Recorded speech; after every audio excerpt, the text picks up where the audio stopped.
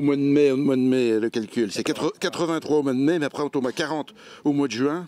Et là, juillet 18 en 5 fois, donc pas d'incidence dans les sols.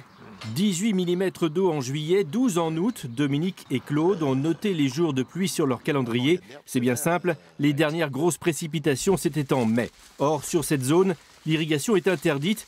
Du coup, la production de maïs s'en ressent. On prévoit 50% de pertes.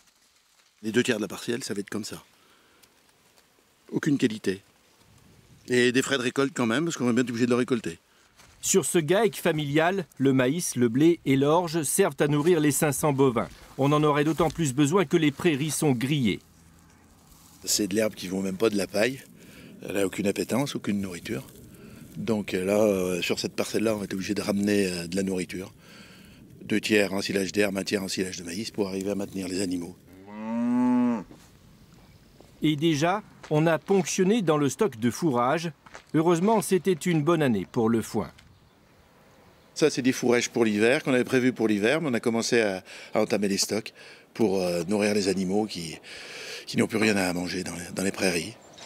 On se prépare donc à acheter du complément de nourriture, ce qui signifie des frais en plus, alors que le secteur est déjà en crise. On s'en serait bien passé. Au GAEC des Trois Fontaines, on attend avec impatience les prochaines pluies.